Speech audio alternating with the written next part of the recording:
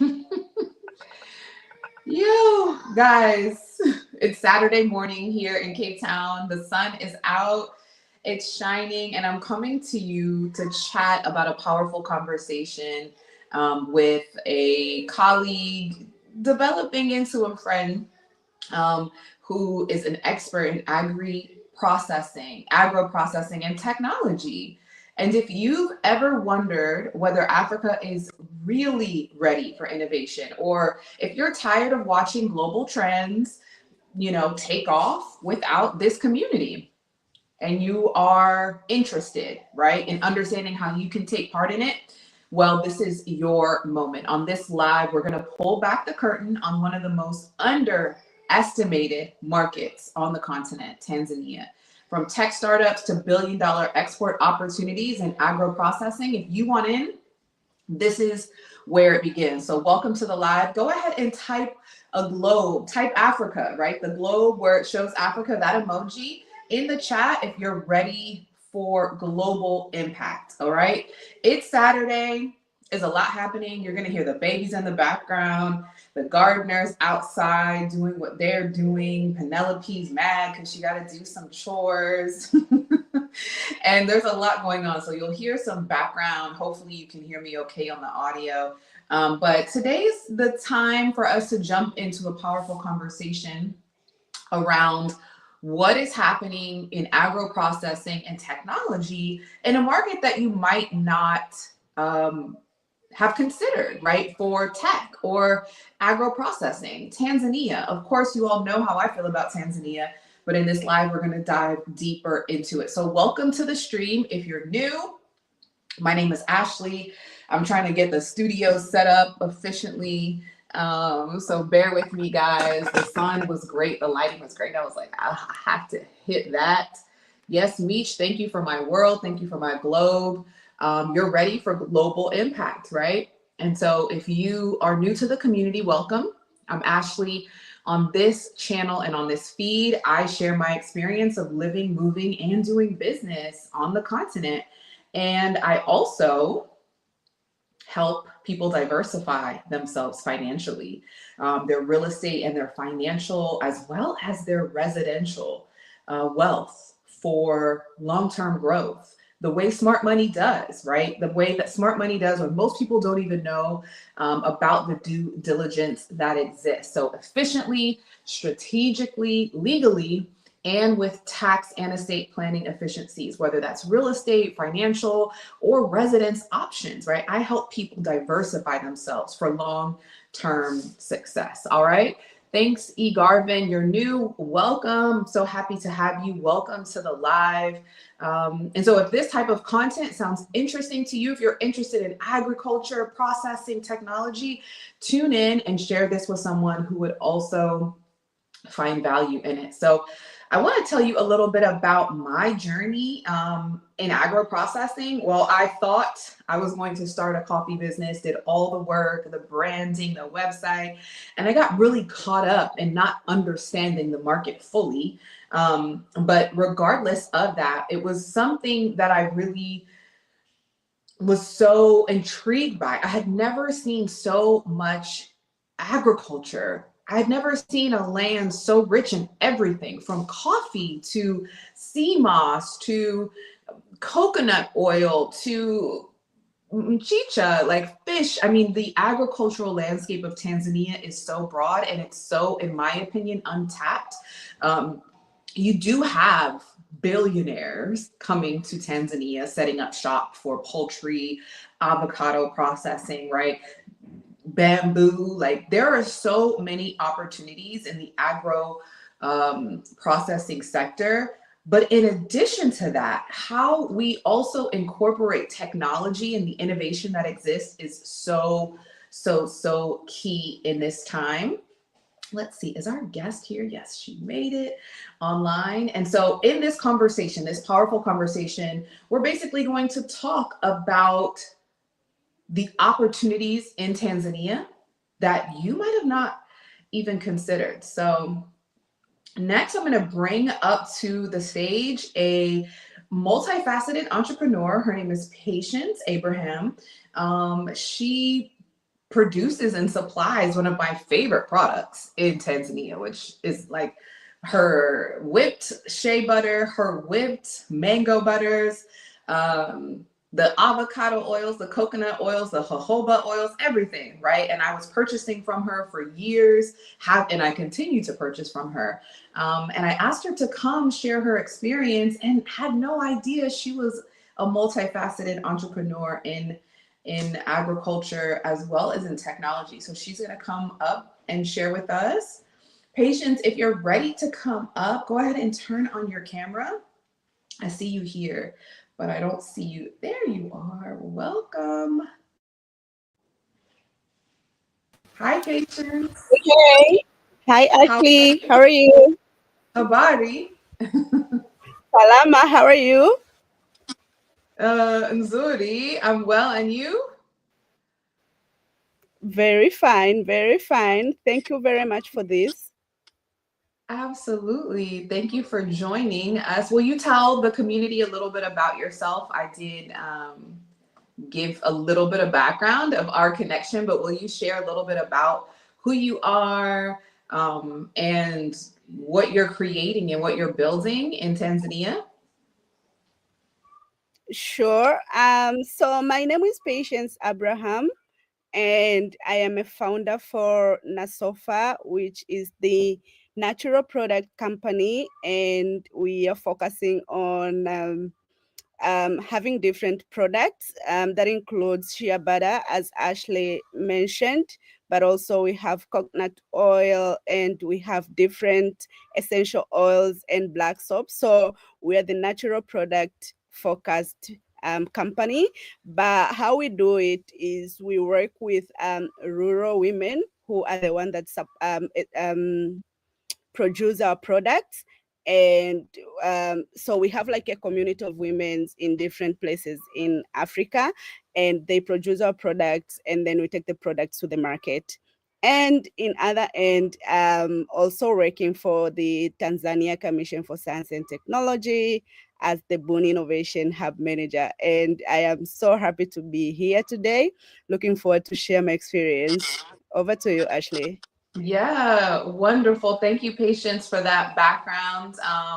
Yeah, like I said, I had no idea that she was working in the commission with the innovation sector in tech, and I've always been paying attention to tech. But you see the really big unicorns that make it out of Tanzania, but there's um, not a lot of dialogue about what's happening in the innovation sector. And so what I love most about Patient's story is she is actively around a community of problem solvers using technology and innovation while also solving a big problem and bringing products to the market, great products at that. I mean, I've got at least 5 kgs of, of shea butter in my cupboard Yeah. right now.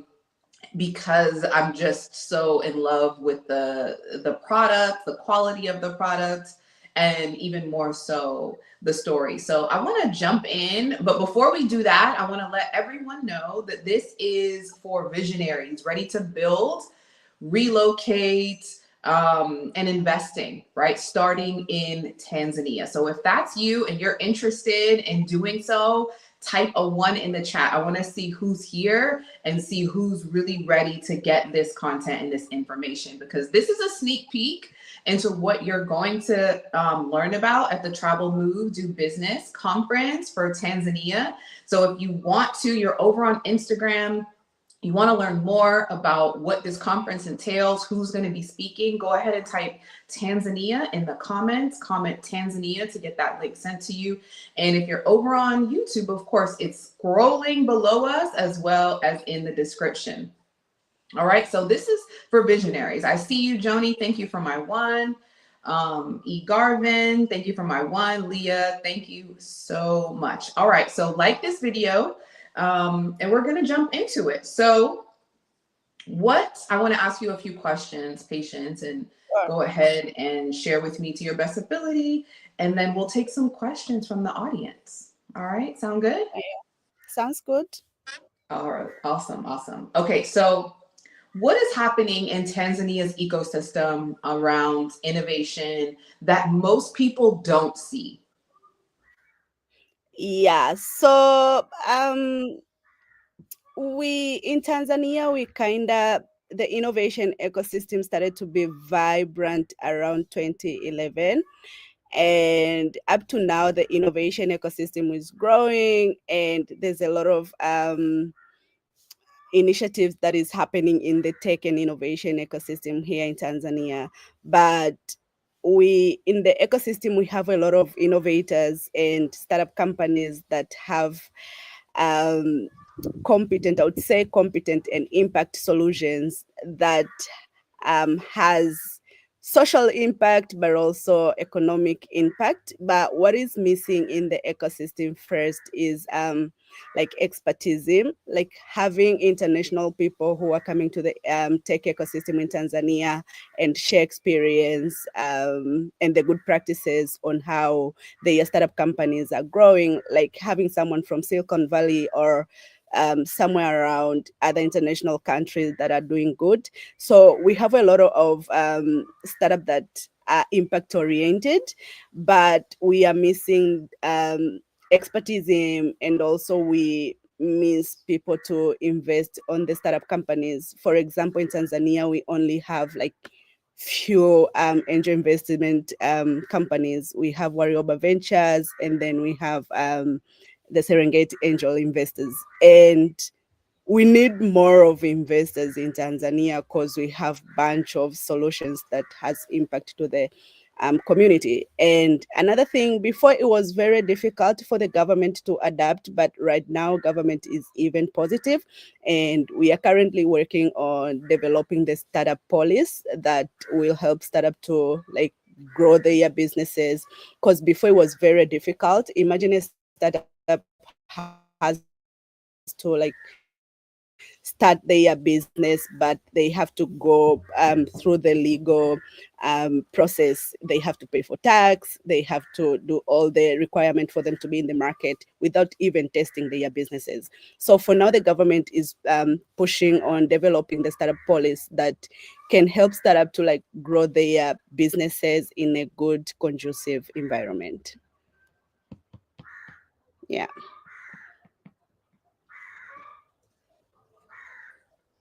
Awesome. That's Hey, great to Ashley. know that the can you hear me okay?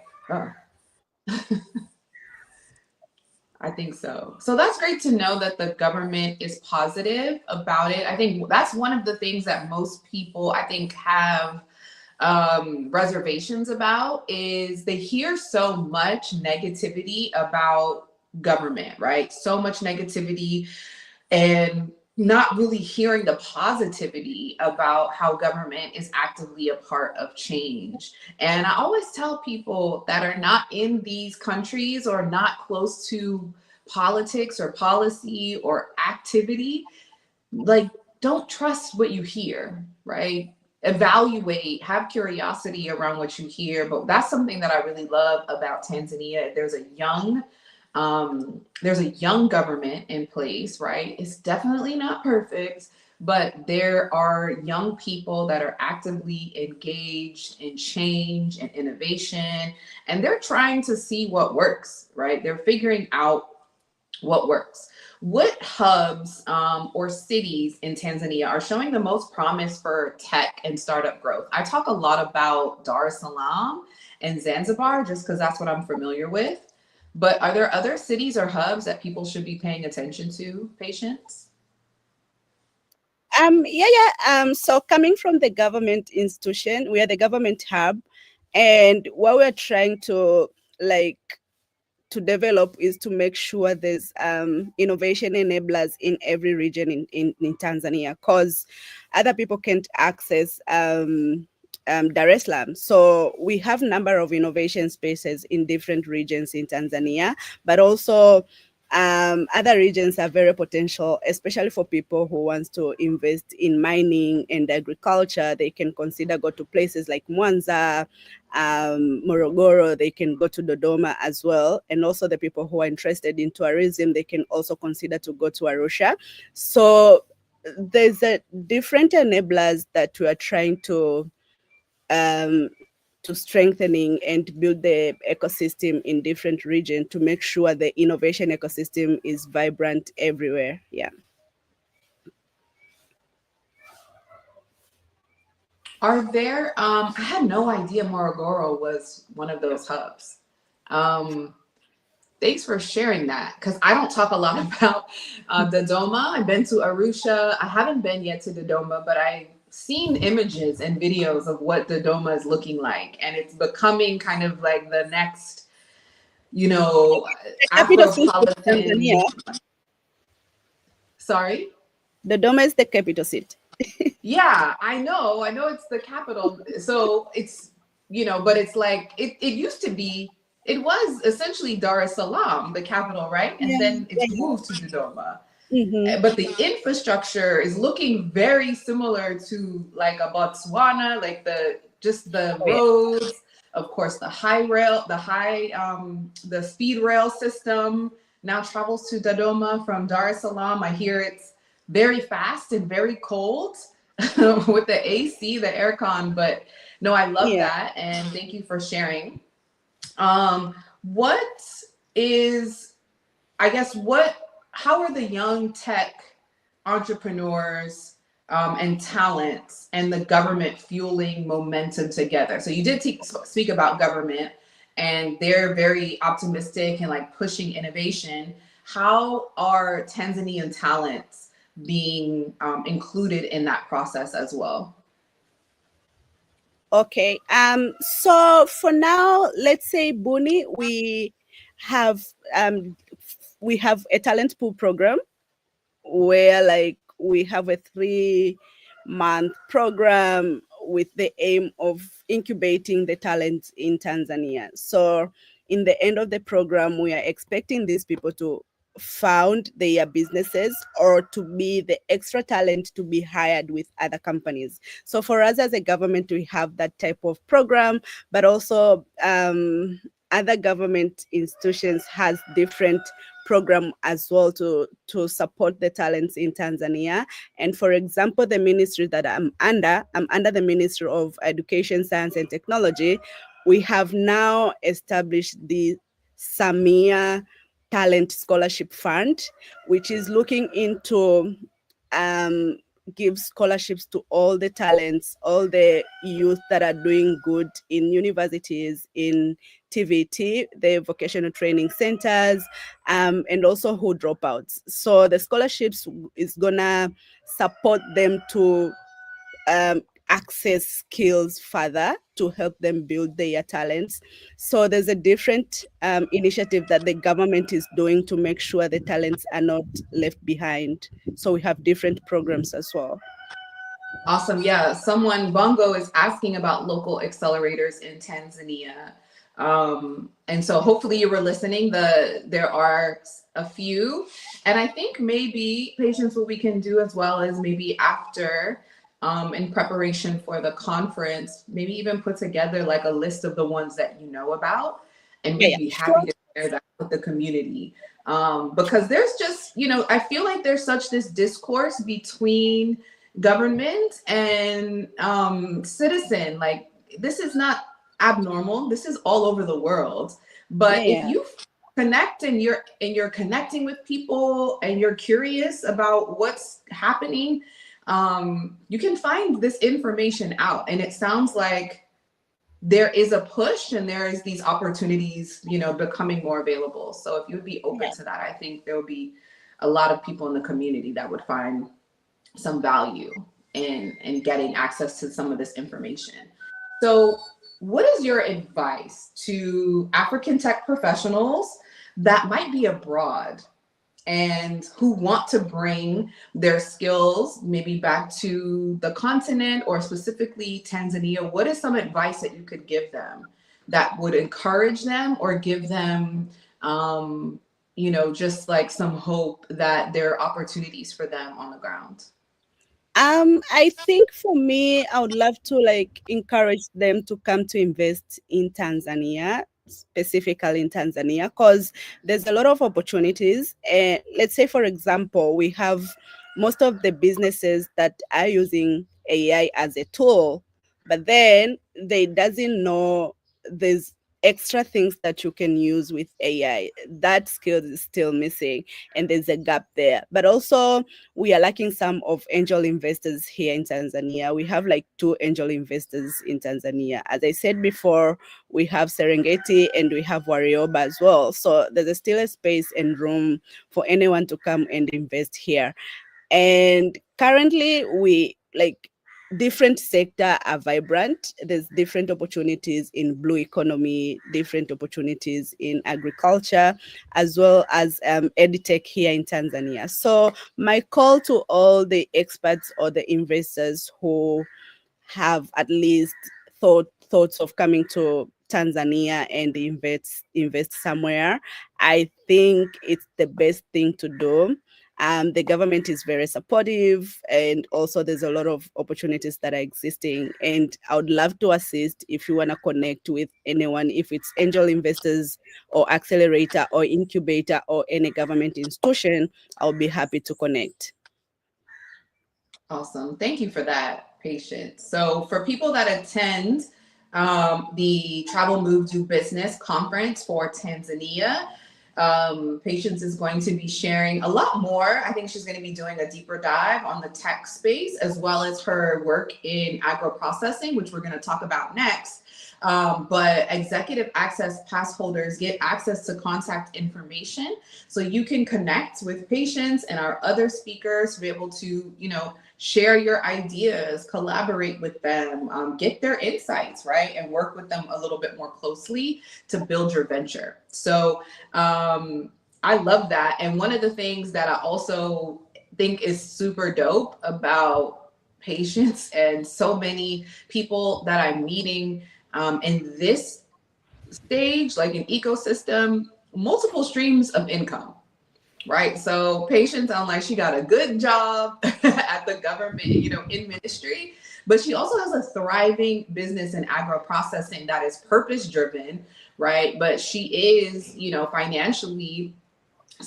financially winning from this business. So with the exports, right, that you're doing and importing of natural oils, where did that begin? How did you get started in that business, and why did you decide to start that business? Um, Thank you, Ashley. That a quite interesting question. So I started in 2017. This is when I was supposed to go to one of the village here in Tanzania. And when I was there, I found different groups of women that are doing productions, but they doesn't have a place to sell their products. And then for me, I thought that could be an opportunity to support them, like work with them, purchase their product, and then um, I take the product to the market. So I felt like I need to support these women. So it's where I was like, maybe having natural product company, that would be a good thing to support the local women in Tanzania.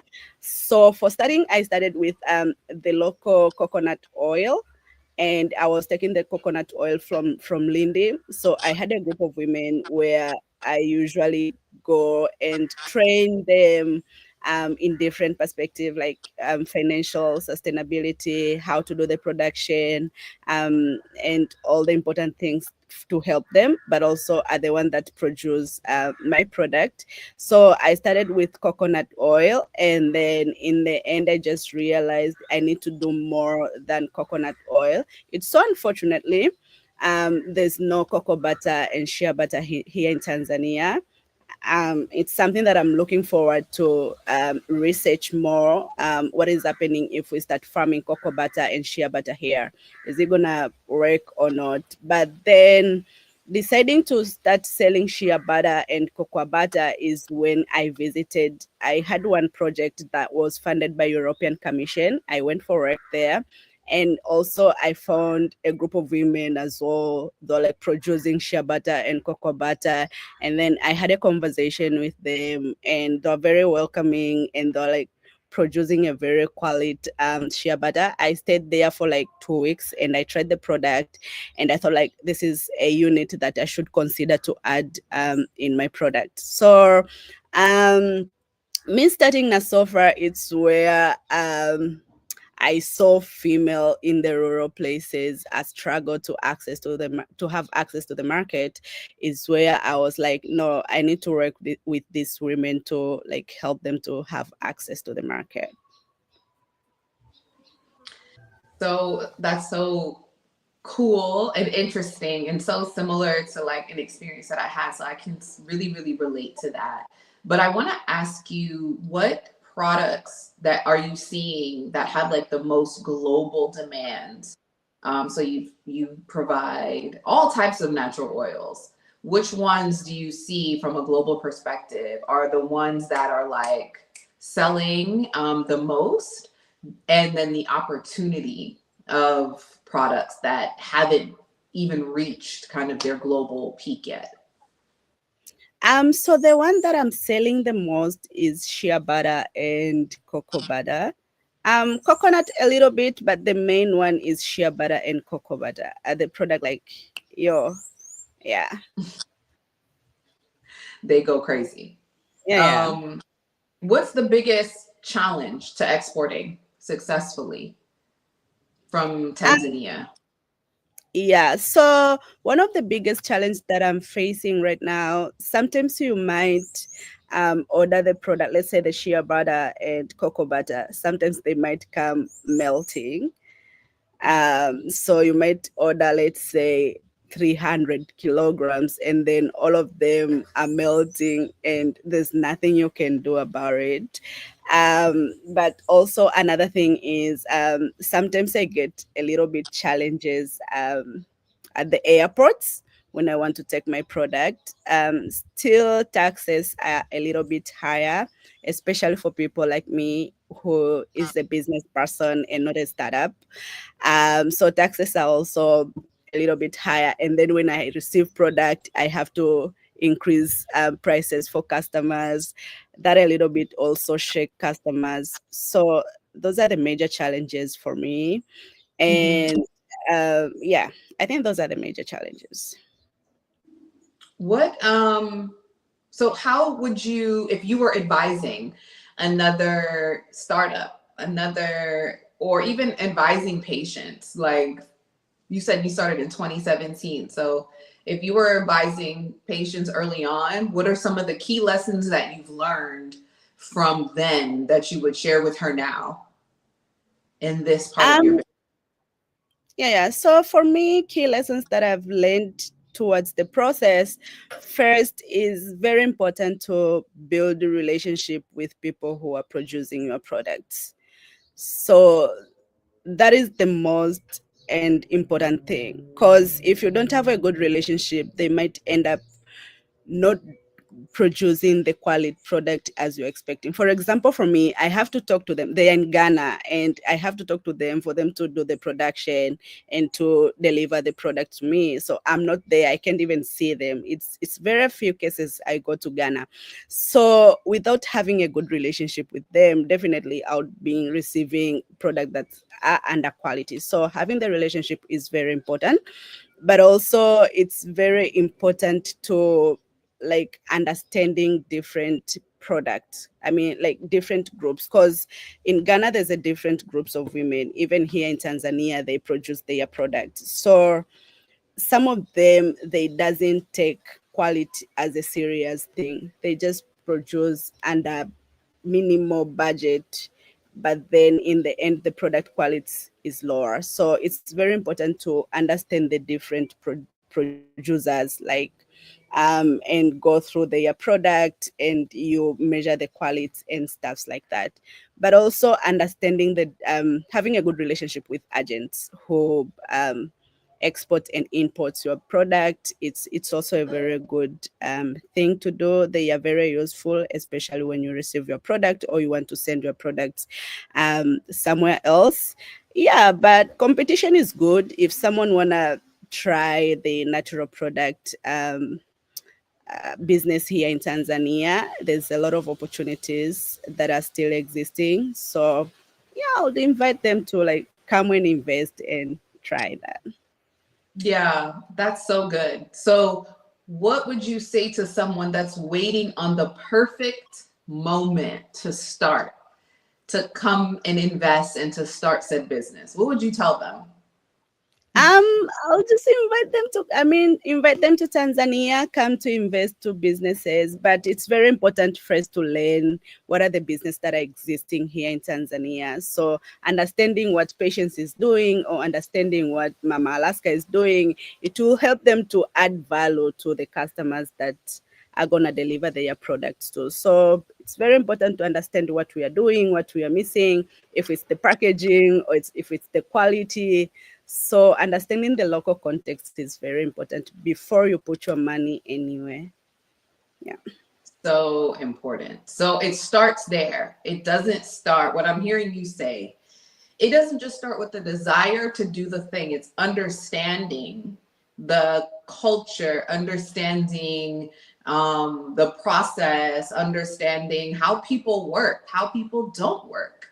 What are Yeah. some of the things that people are expecting of you as an entrepreneur? I think that was my biggest mistake when I wanted to start a coffee company. It was similar to you, Patience. Like, I went and I was in Marangu, and I met these women farmers, and they, felt like they were not really getting the best pricing for their coffee as Mhm. women. And so I was like, oh, I have to figure this out and, help Yeah. these women, because I know coffee is a huge market, but I had no idea um, the culture around the coffee industry in Tanzania, the logistics, the capital requirements, the fact that you harvest twice a year and you've got to be bidding on, crops a year before harvest. Like, I had no idea about that. So it's not just like saying, okay, I want to start this business. You have to come, you have to learn and take time. But what better way to do that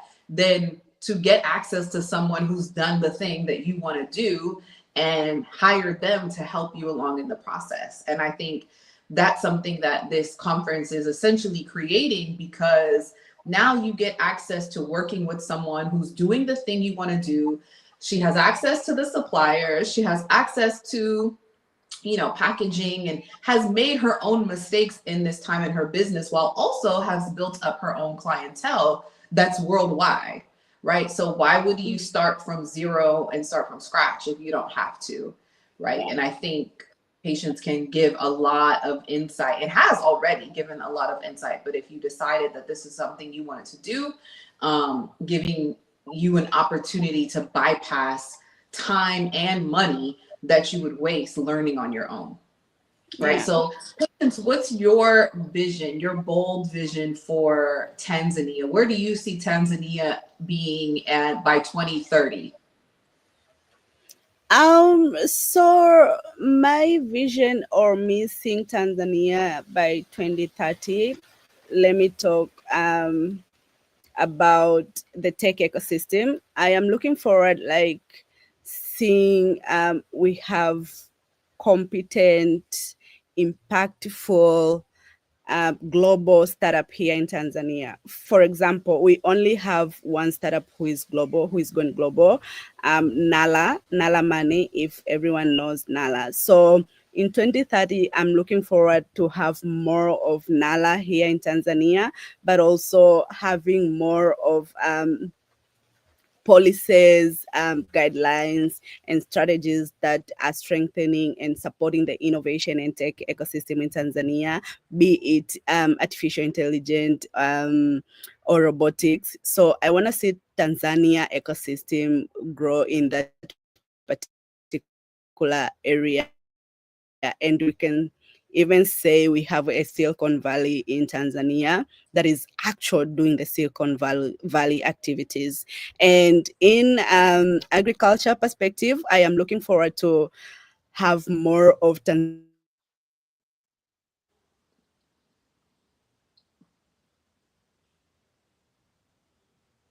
using Did she freeze? I think so.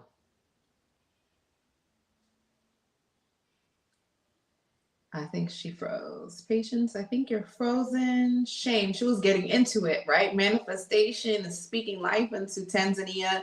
I also, we heard the chickens, we heard the cows in the background, and seeing all of that greenery and sun in her skinny strap just makes me so happy. I have to say that. So when she does come back online, we'll be able to share and see that with her. But if you got value from this chat, Leah, I see you. I'm so happy you were able to attend and see this type of content early on. But if you've got value from today, with patience, this is just the beginning, right? This is just the beginning. We're kicking off this time next week for the Travel, Move, Do Business online conference for Tanzania. We'll be teaching step-by-step systems, right, for getting started and doing a business in technology, how to get started, how to create a way for yourself and a legacy for your family, how that includes business registration, legal setup, immigration support, banking, all of that. We're going to walk you through that process. You're going to hear about how to successfully and strategically purchase land. There is a lot of misinformation out there where people believe, hey, I can't, you can't purchase land in Tanzania. That's not allowed. Foreigners can't do that. There are ways to systematically and legally structure yourself to be able to purchase land and to be able to drive economic growth, whether that's in agriculture or agro-processing. You're going to learn about tourism. If you're interested in doing tourism, that industry is wide open for entrepreneurs, especially with Tanzania being named the #1 country for tourism in Africa, and Zanzibar having the best beaches in the world, right? So much opportunity is here in Tanzania. I'm not in Tanzania right now, but patience, seeing your background makes me remember what the greenery and the sun feels like. Of the sun, I'm getting the sun right now. But thank you so much, Patience, for sharing. What can people expect to hear from you at the Travel, Move, Do Business conference next week? Yeah, I think I'll speak more about the innovation and tech ecosystem, and also I'll give more example and share the key stakeholders and key players in the innovation and tech ecosystem. But also on the agriculture side, I'll speak more about my business, the product that I'm selling, the prices, and the challenges that I am looking forward to, like address to participants, be it stakeholders or investors. So yeah, it's gonna be exciting, and I'm looking forward to like more questions and more collaborations from people. Awesome. Thank you so much, Patience, for giving me some of your Saturday afternoon. I know it's weekends, we don't work, but you are so gracious to share your time. So type Tanzania in the chat, and I'm going to see you next week, this time for the online conference for Tanzania, Travel, Move, Do Business. I want to see your Tanzanias in the chat. Let us know that you found value by joining us, right? And by getting more insight and information into one of the fastest growing markets in the world, a place that I love. The people are amazing. The sun is always shining for the most part. Even if it's not shining, it's still hot and nice and warm. Thank you so much, Patience. Asante sana. Did you freeze again? Oh, shame. Pole, pole. Well, that concludes our live. Thank you so much for the questions. We will see you in the next video. Karibu.